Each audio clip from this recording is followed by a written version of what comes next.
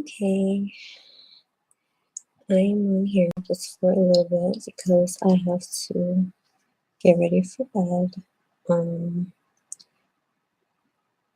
but I wanted to make a quick video. It's been kind of heavy on my mind for um, the day. So I just wanted to quickly talk about how a lot of times we don't strategize for our 20s, especially when it comes to women and especially when it comes to Black women. Um, we're told, just go to school, get your education, um, don't do this, don't do that. But a lot of times we're not given any strategy as to how to go about navigating life. And nowadays it's a little difficult because things are different now. Um, it's not as easy to just kind of go to college and get a great job and work in the same job for 30, 40 years, get a pension, retire. Things are just not the same. They're changing. Not saying that those things are still not available, but the economy is changing. The market is changing. Societal views are changing.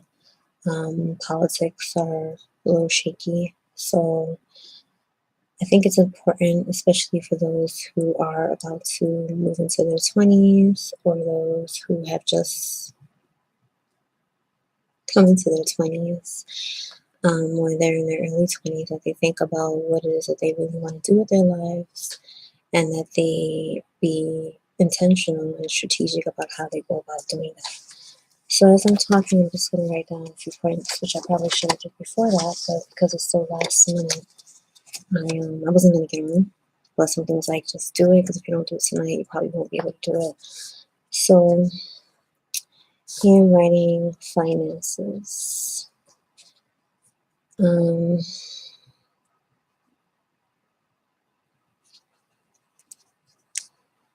okay, so the first thing I'm going to talk about quickly is finances. A lot of times when you are young, you don't think about your finances. You don't think about how one day you're going to want to retire and you're not going to want to work. And even if you do work, you don't want to have to work just because you have to keep food on the table. You want to do it just because that's something that you enjoy doing, not because you have to do it. Um, and then you also probably want to be able to travel and do the things that you enjoy, give back. Maybe you'll have grandchildren or children. So sometimes we don't really think about those things when we're going into our 20s. We're told just have fun, just enjoy your youth, enjoy your 20s, worry about everything else later on in your 30s. But a lot of times it's your 20s that you should be focusing on your finances.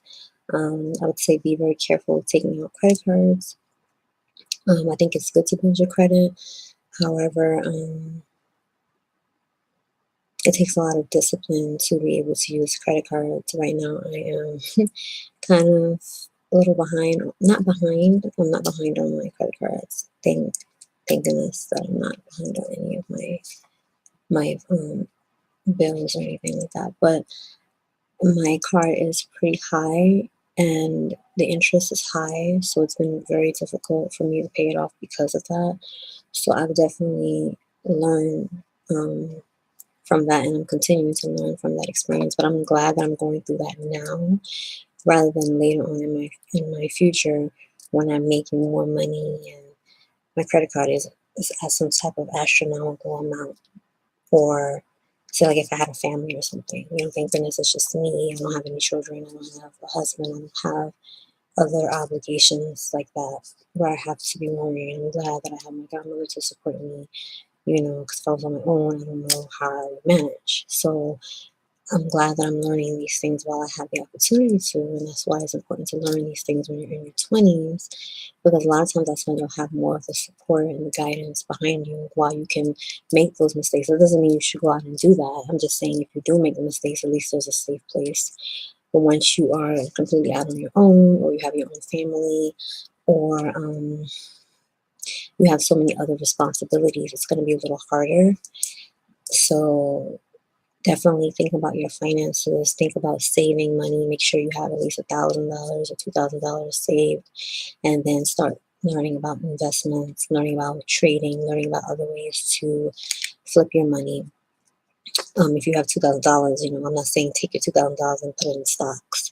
Obviously, you want to be just strategic and you want to be smart. You want to ask questions, ask people who are into trading, ask people who do stocks and bonds, learn from people who are successful in those areas.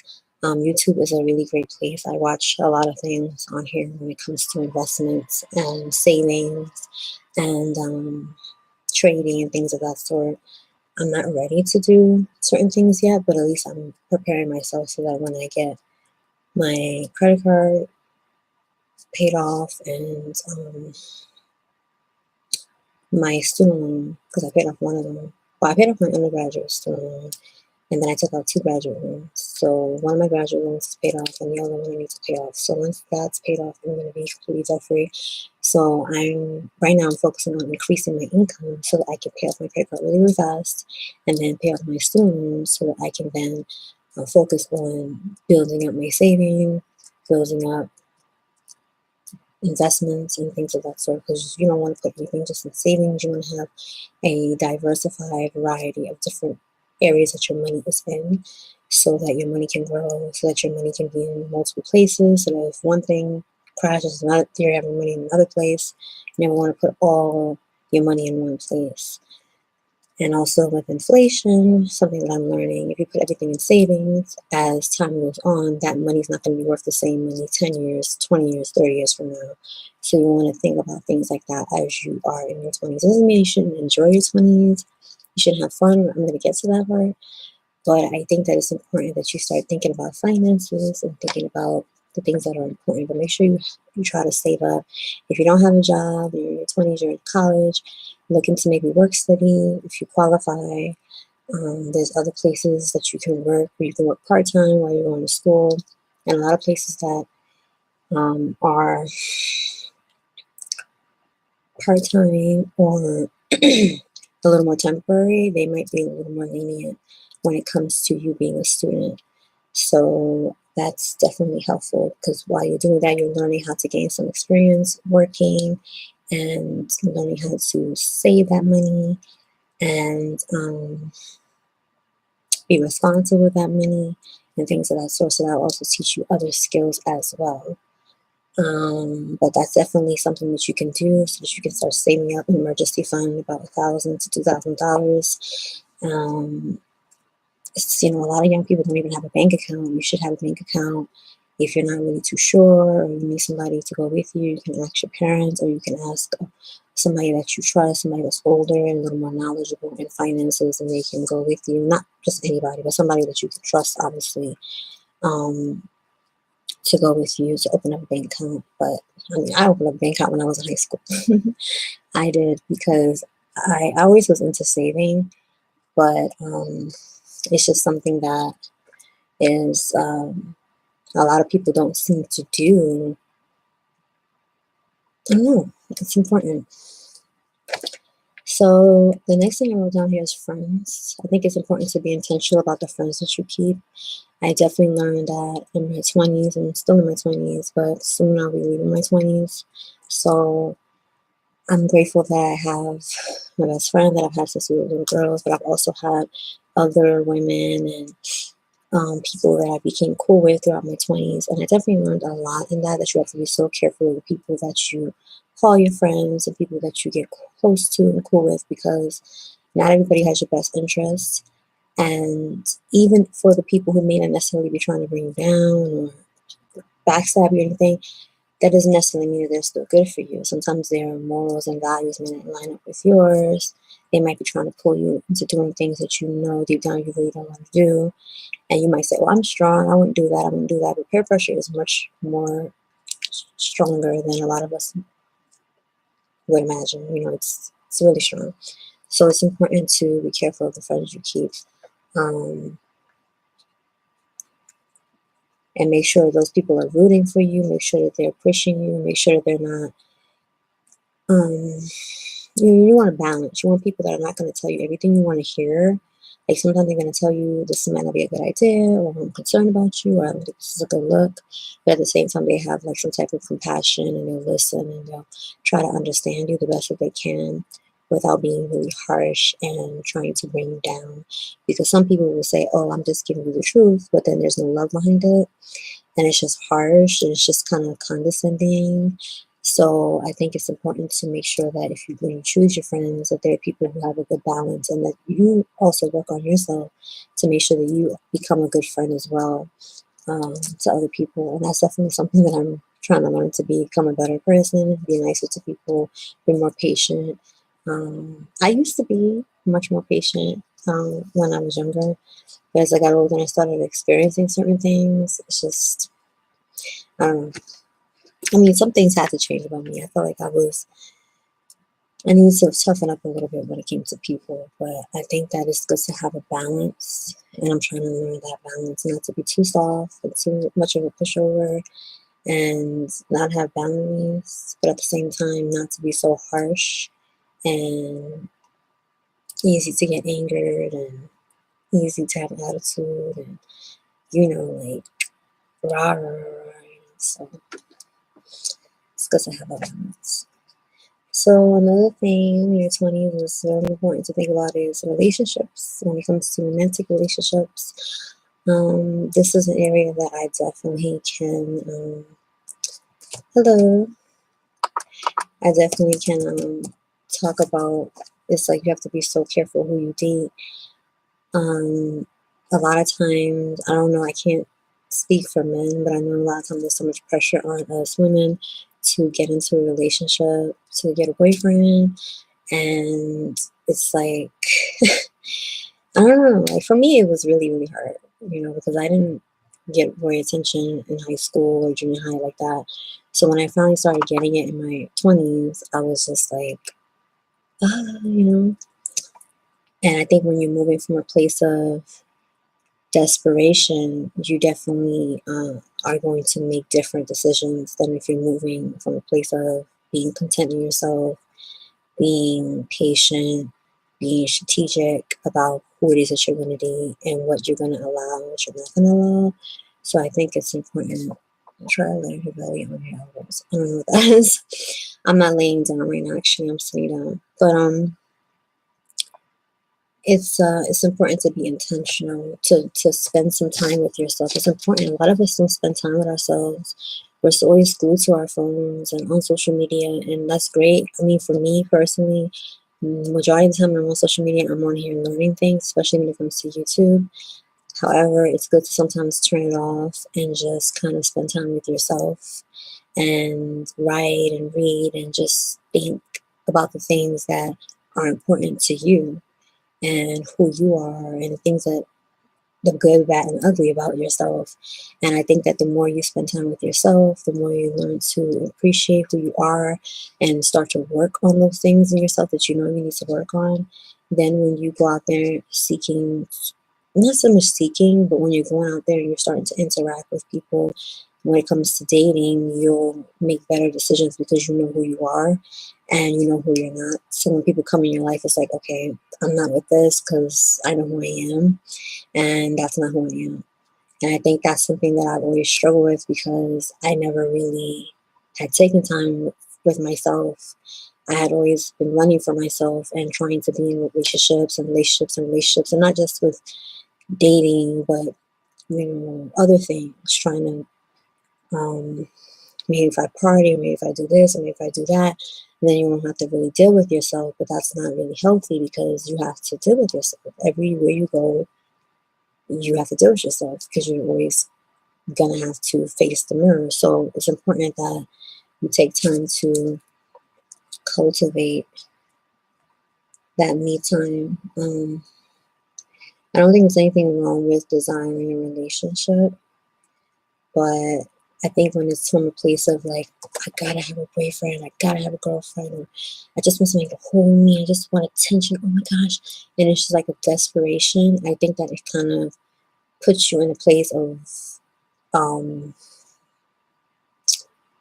I don't want to say danger, but it puts you in a place of like weakness, because then not only are you out there searching, trying to get it, but you also portray that to other people. So the wrong type of people see, oh wow, she's desperate. She just wants to have a man just to love her, so she'll do anything, or she'll just accept anything. And that's not, you might not notice it, but other people are noticing that when they look at you, when they interact with you. And sometimes that attracts the wrong type of people who sometimes even victimize you because they see you as easy prey. And I know those are harsh words, but that's just the reality. Like, I've actually heard men on YouTube say, I go out there to for women who are like this, women who are like that, because I know they're going to be easier. Or it's just kind of sad that there are men who think like that. But I think you just have to guard yourself, and that's something that I'm learning every day. I'm not there yet, but I definitely have grown, because the stuff that I used to put up with was just ridiculous. And I think that's like a part of like forgiving yourself as well for the mistake. Not want to say mistakes, but for the bad decisions that you made in your past, and learning from those things and moving forward. I think that's a part of your 20s as well, because you might find yourself in a relationship and you're just like, I don't understand how I ended up here.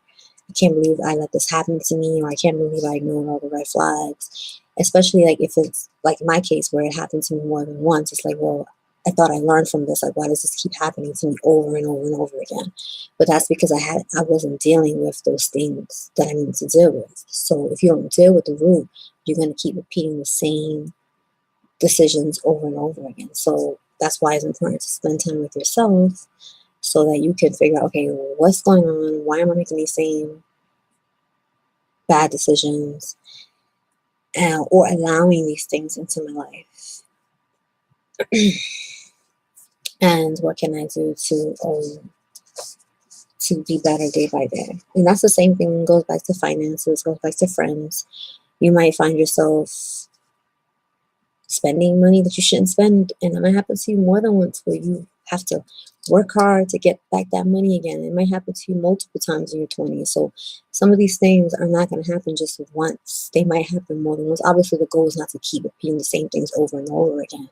The goal is to grow from our experiences. However, we all are different. We all grow at different paces, and we cannot compare ourselves to other people. And that's something that I'm learning. So some people might be strong when it comes to their finances, but then they're weak when it comes to romantic relationships. Or some people might be strong in both of those areas, but then when it comes to diet, which is the next thing I should write down, they're not strong in that area. So everybody has their weak points, and I think it's important that we support one another and encourage one another to grow in the areas that we need to grow in our 20s, because it's so important. Our brain is also developing, still developing in our early 20s. So this is a time to learn as much as we can while our brains are still malleable, as our brains are still developing. Because the longer you take to learn things and the older you get, the harder it is sometimes to undo the wiring of your brain. Doesn't mean it's impossible. Nothing is impossible. But it's going to be a little harder when you wait. So don't wait. If you're in your 20s, don't wait until you're in your 30s to work on these things. The next one is diet. This is another thing. A lot of times people say, "Oh, just eat what you want. You're young," especially when you're skinny like me. It's like, just eat, girl. Just eat whatever you want to eat. Just have fun. Life is short. YOLO. I don't even use that term anymore. But, and that's true. You should enjoy food. You should enjoy eating. But overall, relatively, you want to eat healthy. You want to try to stay active. You might not go to the gym. The gym is not for everybody. Some people might work out at home. Like right now, I'm trying to start working out more at home, because I canceled my gym membership. I'm trying to save money, and I wasn't even using it, so it was a waste.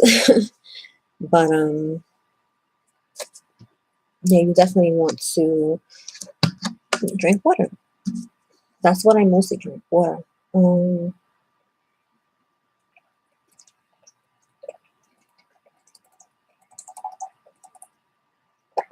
Oh, excuse me. yeah, but drink lots of water. Gallon a day is not for everybody. I've said that on my Instagram. You got to be careful following some of these challenges because everybody's body is different. You want to obviously look at your body weight, your gender, your level of activity, and things of that sort. Everybody's not going to drink the same amount of water. Some people are athletes, so they're going to drink more water than other people. Some people might be of a larger size, right? So it depends on the person. It may also depend on your diet, right? So you want to listen to your body and be careful of following a lot of these trends because it's not necessarily for everybody. Now, obviously, everybody should drink water. I mean, I could be wrong, but I don't know anybody who shouldn't drink water now. If you're not supposed to drink water for some reason, I don't know. But I think the majority of people are supposed to be drinking water.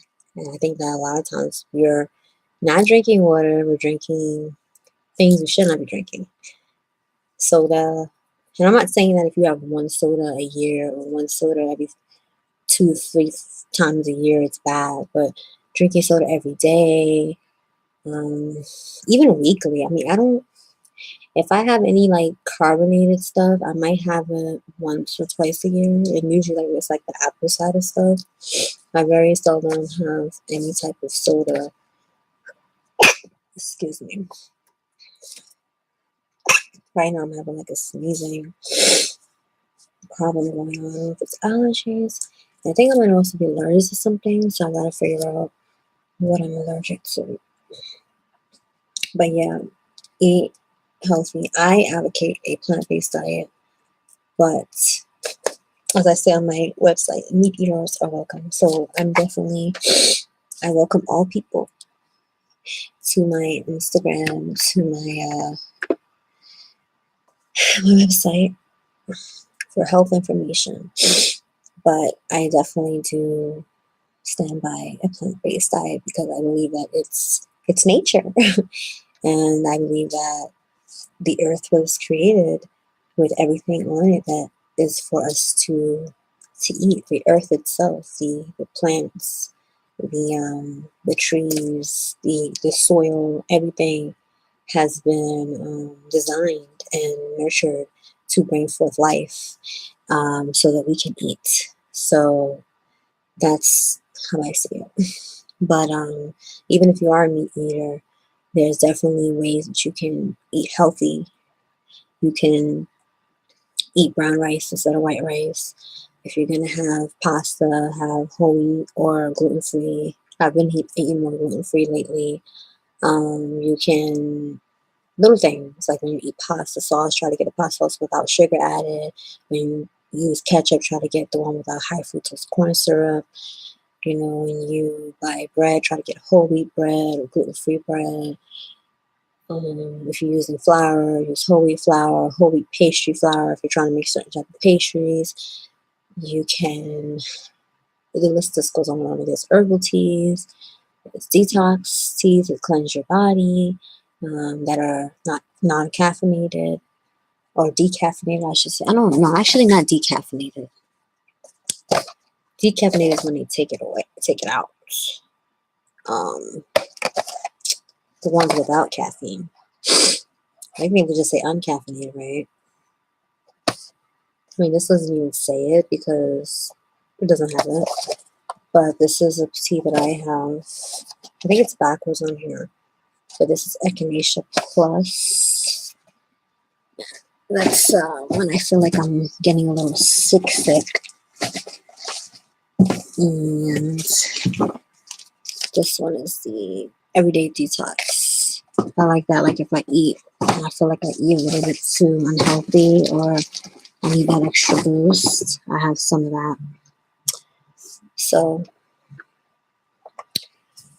yeah, eat dark leafy greens if you can. They get kind of expensive, so I don't eat them all the time, but I do eat a lot of broccoli because broccoli is pretty affordable for me. So I buy the frozen broccoli, and I have that almost every day for lunch when I work because I definitely make my own food so I can save money and it's also healthier for me. So I also love hemp seeds because hemp seeds are packed with nutrients and they're tasty. You can put them in pasta, you can sprinkle them over your rice and your beans. Yeah, they're really, really good. Green powder is a really good too. If you can get a good green powder on from Amazon or whatever that has probiotics in it, probiotics are also really good for your body. They're good for your immune system. They're good, especially for women, to help with your reproductive system. So look into probiotics as well. And the list just goes on and on. But you got to come to my Instagram page, Choose to Live Healthier, and to my website. This is not about health, but that's a part of it inside of your 20s. Um,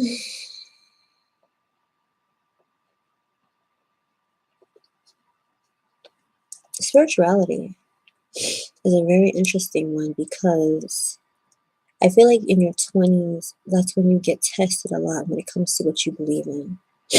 I was raised in the church, and then when I came back from college, I was about 19. Well, I was 18 still, but I was going to be 19 that summer, and I left the church. I was in the church for like almost 5 years, and then I came back in 2013, and then in 2016 I started kind of getting a little shaky, and I haven't really been going to church as much lately, but it's definitely been a journey for me because, excuse me, it has allowed me to really think about what it is that I truly believe, and it also has allowed me to see a lot of the stuff in myself that I wasn't seeing before when I was so heavily involved in reading my Bible every day, praying, singing songs, studying, um, being involved in church, having my radio show. Like, I was just so heavily involved in all this action of doing things for God, but I don't think that I was really, I mean, I was thinking about it because I'm a heavy thinker, I'm always thinking, but I knew deep down in my heart wasn't right, and which made it really, really hard for me because it's kind of hard to read the Bible and see that you're supposed to be full of love and full of patience and full of kindness and full of this, but you don't feel that. And I know it's not always about feelings, but I think that it's important that we don't get so much into the formality without the spirit behind it. And sometimes we have to think about what our intentions are and what's really leading us to do the things that we're doing when it comes to spirituality. Sometimes when you're raised in the church, you're told you're supposed to go to church, you're supposed to do this, you're supposed to do that, and it's not really coming from the heart. It's coming from a place of guilt, like you're supposed to go to church because you're not supposed to forsake the brethren, and all these different quotes that people love to use to make you feel bad about not going to church. You should be grateful because you were raised in the church. You should know better because you were raised in the church. um, you've been out there and you've sinned, and so you should know, and all this stuff. And it's just like, it's never like where is the side of it where we're encouraging people to really also understand what they really believe and to truly love God and truly be committed to the cause and the purpose that they are working towards, as opposed to just doing it because it looks good, because I don't want to go to hell, because I don't want to be seen as a sinner, or I don't want to be seen as a bad girl. I want to be a good girl. I want to be, pure and holy for God. Like, that's not, to me, enough if your heart is not in it. And I believe that, you can do all that formality, but I learned from experience that if your heart is not in it, something is going to come and it's going to test you, and you're not going to be able to stand in it because your heart is not really in it. And I knew that already, but sometimes we have to go through it personally to truly understand it. And it also humbled me because it allowed me to see people differently. When I was so heavily involved in all that stuff, I wasn't like looking like, oh, she's such a sinner, oh, he's such a sinner. But I was kind of looking more at myself like, wow, you know,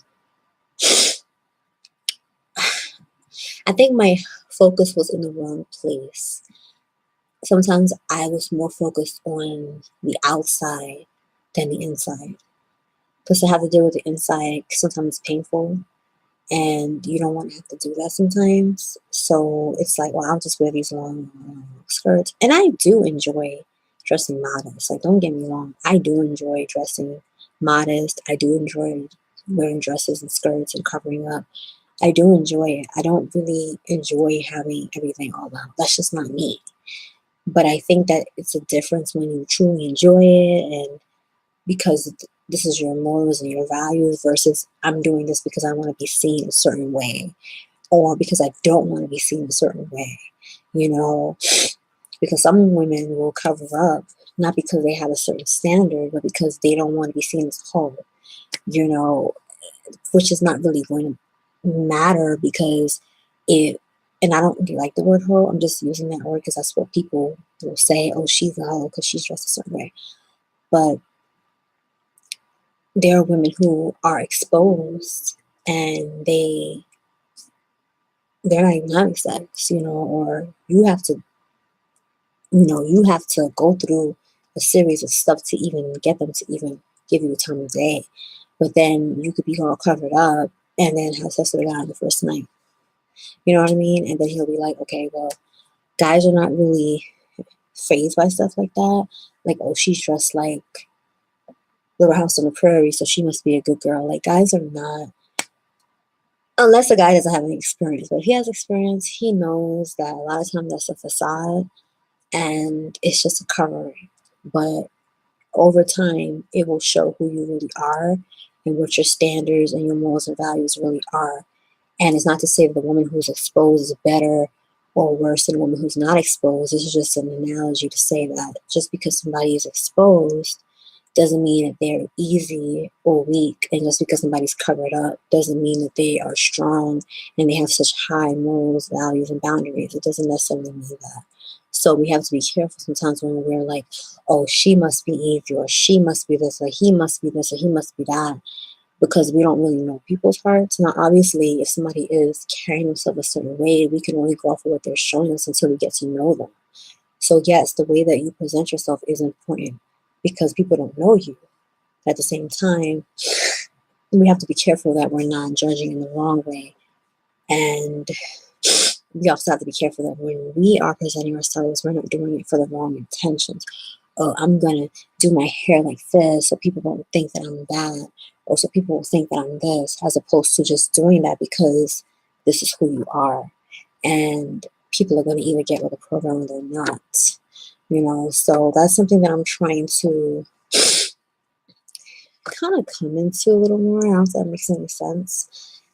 But yeah, I think you're in your 20s, your spirituality, your relationship with God, or however you were raised, whether you were raised in Islam or Buddha, if you're raised Buddhist, or if you're raised atheist, or if you are raised a Christian or Catholic, that I think that's the years where you're going to be tested. I know it's not the same for everybody, but I think a lot of people will be tested in their 20s. And I think it's important to start to really ask yourself, what do I truly believe? And start to study what you have been taught.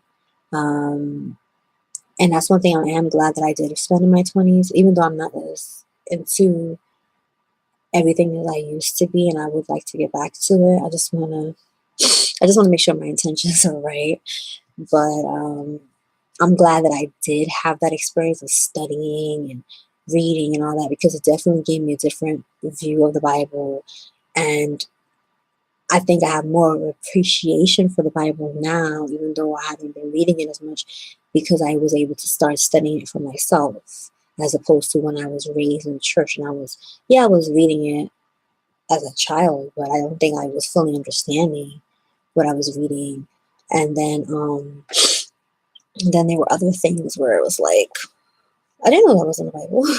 They never taught us this in church, so, and just getting the context, because the context is so important. People will take one scripture and they'll say, see, the Bible supports this, it supports that, when it doesn't even support that. Like, just because it's in the Bible doesn't mean that it's supported. Like, the Bible, is sharing different stories and history and prophecies and all types of different um, context of reading. So you have to read the context. You have to understand what type of context you're reading to fully understand what it is that you're reading. You can't just take one verse and then say, "Oh, the Bible is this, this, and that," when you haven't even like read the rest of the Bible to compare, and cross-reference the readings that you're picking up. Would you do that in a textbook? Would you just take one line and just say, "Oh, this textbook," like it's so weird that people will say that for the Bible, but then when it comes to everything else, they'll study it. They'll look at chapter one. They'll look at this. They'll, study that, and they'll bring it all together and understand the context. But then when it comes to the Bible, they'll just take one verse, and then they'll say the whole Bible was based off of that one verse. It just doesn't really make any sense. So you can believe whatever you want to believe. I think that everybody has a choice to believe what they want to believe. I just don't like when people don't study things in context and then they try to um, tell other people that they shouldn't believe something because they didn't even study themselves. Um, I don't, I don't understand that. Like I'm not going to tell people a plant-based diet is a good idea without giving people different facts and different examples, and I share my own experiences and I share other people's experiences, and I'm living it. It doesn't mean everybody's going to follow what I say, and that's not what my goal is. But my goal is to at least enlighten people so that they can see that there are other options out there when it comes to eating. Some people don't even know that they can be plant-based. They think that I can't do that because I've been eating meat for so long, or I can't afford it, or it's not in my culture, or whatever, when these are not things that are not true. So it gives people the opportunity to study it for themselves and say, "Okay, great, thank you for sharing this information with me. Now I can learn it for myself and see if this is something that I want to accept or not." But when you give people oh, just because you don't want to believe it, so I'm just gonna just give you negative, like, "Oh, don't do this because XYZ," without even giving people the full view so they can choose for themselves. I just don't think that's necessarily fair, because that doesn't allow people to make an informed decisions when they decide whether to believe that or not to believe that. So I think it's just really important that you read the Bible for yourself, whatever it is that you were taught. I've heard of some people, they said they were raised in Catholicism, they left Catholicism and they became Christian. I know some people, I'm not going to get too much into that. That's another story for another day. But that's because they studied on their own and they prayed and they sought for guidance and they were given that. So it led them to where it is that they needed to be. So I think it's important in your 20s to make sure that you question what it is that you're reading. Don't just take for whatever the pastor is telling you. Yes, pastors can be used by God. I believe that's what I believe. But I also believe that they're humans and they can be fallible. And sometimes their intentions can be good, but then the words that are coming out of their mouth may not always be good. So I think it's important that you read for yourself. If you're going to go to church, make sure you write down notes and go home and study it for yourself. Ask questions. Don't be afraid to ask questions. And don't be afraid to say, "That's not what I read in the Bible," or "I don't understand this. Can you explain this?" I think that every church should be open to that. And if you go to church and they don't allow you to ask questions, or they don't allow you to seek to understand and study the Bible, not just read it, but study it, then that might be a problem. Because how can you say that you believe in something when you haven't even studied it and you're in a place that's not even allowing you to do so? They're telling you, "Oh, no, just listen to what we're telling you." Well, how can I listen to what you're telling me without me studying and understanding it for myself? That doesn't sound right. Like, you want me to believe something just because you said it? Like, so I think it's important that, the Bible says study to show yourself approved, right? This is not a Bible. It's like, it's not a health thing. It's not a health video. But this is just to say that we need to research, we need to question things. Now, you're not going to get an answer to everything. Sometimes you just have to have faith. You have to believe. That's a part of spirituality as well, is having faith. If you cannot have faith, then that's just what it is. So some things you're just going to have to go off of faith when it comes to spirituality. That's the difference between that and other things like 1 + 1 = 2. However, even with faith, there's going to be some action, and that might also include studying and seeking to understand. You might not fully get the full answer or the full scope, but at least you'll have a better understanding than if you didn't even ask and you're just blindly following something just because you were taught that. So, okay, so that's basically it. I think I might end here, but to recap, first let's talk about finances, how it's important that in your 20s you think about your finances, think about saving money. It's good to have at least $1,000 or $2,000 saved. I would say keep some of it in the bank and some of it, maybe at home. You don't want to keep too much at home, but I don't think I mean, I could be wrong, but I don't think you probably want to keep the whole thing in the bank either. I think maybe it's good to maybe have at least $200 or $300 at home and then maybe have the rest in the bank. And then once you get to your emergency fund, then you can start researching about ways of maybe trading or doing investments. And you can maybe start with $100 or $200 and start learning how to invest that. Don't take no large amount, no large sum and lose it all. But start with something small, $50, $100, and then start learning how to increase that.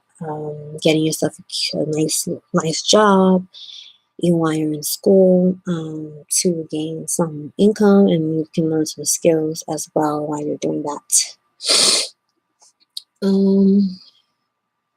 The second thing I talked about was friends, being careful of the kind of friends that you keep when you're in your 20s, making sure that those people are supportive, they have a healthy balance of being encouraging, being compassionate, being understanding and patient, but at the same time telling you about yourself and encouraging you to be better, and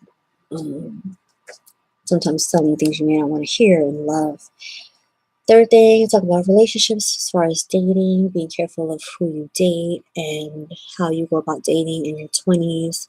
I think this is especially important, especially for women, and especially important for Black women. I think because a lot of times as Black women, sometimes we are not always taught how to be strategic when it comes to choosing a partner, especially because a lot of us may not grow up with strong father figures. So we kind of just go into dating. It's just like, oh, as long as you just focus on school, keep your legs closed. But clearly that has not been enough advice for us. So I think that it's important that we're also taught, okay, so when I do interact with men, how do I interact with men? And like I mentioned before, spending time with yourself, learning yourself so that when you do get around men, you're more confident, you're more intentional, you have stronger boundaries, and you're able to communicate. And I think it's important to also make friends with guys. I think that's something that I never really did growing up that much, or in my early 20s. And I think that when I was interacting with guys, it was mostly on a romantic level. So I think it's important to learn how to be friends with guys, how to be cool with them, how to understand the nature of men and different types of men, right? Because there are men who are from different classes, different cultures, different traditions. They're different just different types of men. So I think it's important. Men tend to take time to study different types of women. And I think that that's why some men are successful with women, because they know, okay, she's introverted, she's extroverted, she's this, she's that, she's this, she's that. And then they see the patterns. But a lot of times as women, we may not have been taught how to understand different types of men, the patterns, and how to navigate that. So when we're dealing with a guy, sometimes it's like we'll meet a guy and it's almost like foreign to us. Like, I've never seen a guy like this before. But there's other guys like him too. It's just that you've never really interacted with different types of men. So then when he comes along and he's doing all these things that seem different, you end up still kind of getting trapped up because you thought he was different, when in fact he was not. It wasn't really anything unique. Not saying that everybody's not unique, but there are patterns, there are types. We all are types of people, right? We're all unique, but we're all also types. Like, I'm a type of woman. So when a guy meets me, he said, okay, Desiree is a type of woman. Lisa is a different type of woman, so every woman, every man is a different type. So I think it's important that we start learning how to navigate that. And I'm speaking for myself as well. If you've never really been around guys who have money, and a guy comes along, he has a lot of money, you might not be able to know how to deal with that because you've never been around men who have money. If you've never been around men who are highly intelligent and who work at IBM or work at Google, you know, you might get a little flustered around those type of men because you've never been around those type of men before. And it can be challenging, especially for us Black women, because we might not have access to those type of men. So we might just have access to the men that are in our communities. And then when we get around men of other communities, we don't really know, like we might get kind of shy away from them. We might not even really interact with them except for outside. Like, okay, we work together, okay, that's it. And then we don't really talk to them outside of that, as opposed to maybe white women or Asian women who are around these men all the time. You know, these men are in their families. Their family, some of their male family members might work at IBM. So I'm not saying that Black men don't work at IBM. I'm just saying that as a collective, I think a lot of Black women, we don't get enough exposure to different types of people, to different types of men. So that limits us, you know, to the possibilities and the opportunities out there for us to be able to find high quality men, not just character and how he treats us, but also financially, so that we can create the best possible environments for us to raise children where our children don't have to unnecessarily struggle in poverty or in you know, the perpetual cycle that a lot of us find ourselves in. So that's important to think about, being strategic. Okay, I want to marry a man of means. I want to marry a man who has this amount of education. Okay, how can I find that type of man? Okay, what can I do as a woman in her early 20s to work on my appearance, my attitude, my my skill, not so much my skill, but when I say skill, I'm talking about more so as a person, because I think a lot of men who are high quality are not really looking for a woman who has a lot of money, but they're looking for a woman who is high quality as a person and who carries herself looking good, smelling good, in shape, great personality, great spirit. How can I work on those things in myself so that I can attract a man like that? And how can I go to the right places and meet the right people and be in the right circles so that I can meet those type of men? That's being strategic, as opposed to just saying, I'm just going to pray for a husband and just come. And I'm not saying that we shouldn't pray, but unless God is telling you to sit there and wait. But a lot of times there's an action behind that, and you got to be found.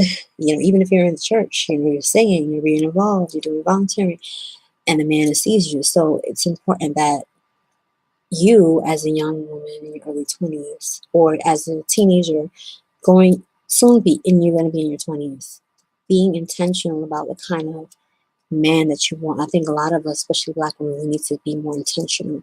And I think that when we're not intentional, then we're kind of all over the place. We're dating this guy, we're dating that guy, and then we realized, oh my gosh, like I'm 27 years old. Oh my gosh, I'm 25 years old. And I've spent all these years dealing with these guys and it hasn't really gone anywhere. And I mean, I guess that's great for people who just want to have fun, but a lot of women they do want a successful relationship. They do want a family. They do want to have children. So if you know that's something that you want and we waste time that we can't get back, you know, these guys, a lot of times, you know, they can still go off and marry in the age of 40. But for women, it's challenging because you don't have all the time in the world.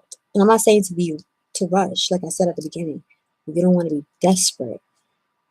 But there's a difference between being strategic and saying, okay, this is what I want, so let me work on myself and place myself in the right position to get that, versus let me just be all desperate and, oh my gosh, I just have to have somebody. Oh my gosh, what am I going to do? I'm getting older.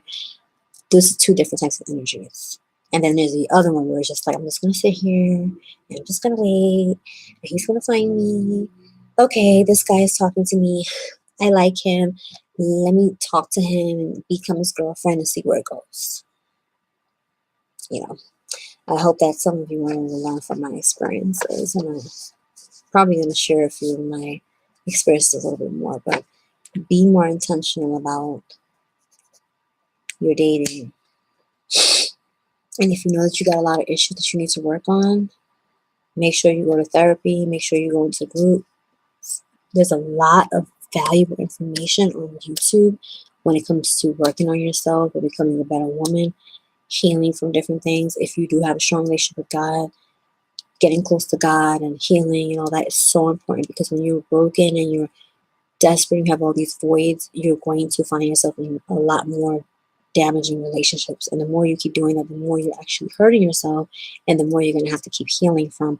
And it's actually setting you back when it comes to the time that you have in your 20s. So it's important to work on those things. Everybody's different. Some people, they were raised in a relatively good childhood. Yeah, they had problems. Everybody has problems, but they didn't deal with any major traumas or anything like that. But some people, they had some really hard traumas in their childhood that they really need to heal from. And some people are going to have some scars for a very long time. And I've seen some people who they're in their 40s, 50s, and they're like, I'm still healing from stuff that I went through as a child.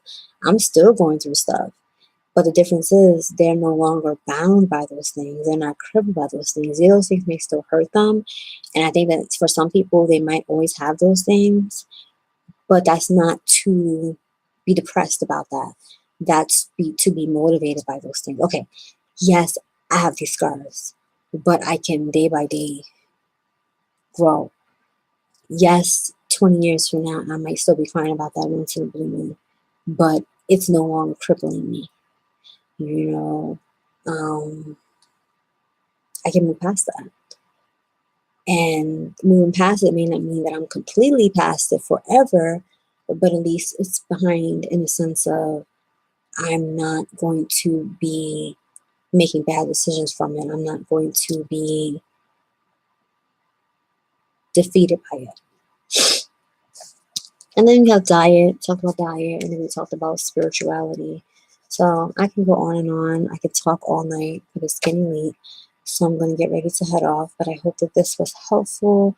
I know I didn't really get that much people to come on tonight. I probably should have scheduled it ahead of time, but I wasn't really sure if I was going to be coming on here. So I didn't want to schedule something and then not show up or be late. So I'm going to try to come on here again, maybe maybe Friday.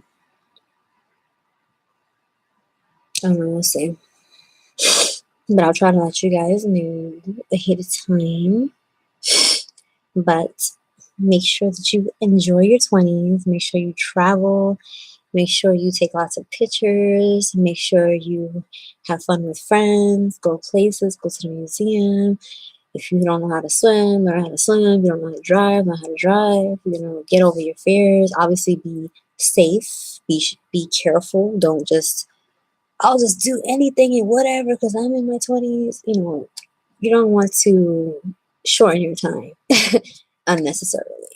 You know, you want to be strategic. Be strategic about everything. Be strategic about your finances. Be strategic about your friends that you keep. Be strategic about who you date. Be strategic about your diet. Be strategic about your spirituality. Just be strategic about yourself. Write down your goals. Write down who you want to be, who you are, and where you're trying to go. And keep the right people in your circle where you're going to encourage you and support you, but also going to sharpen you and sometimes give you that tough love so that you can be a better person, and also so that you can give back to the world because we all have a purpose. Excuse me. We all have a purpose in this world, and yeah, that's just that. So take care, guys, and I hope you have a good night. And bye.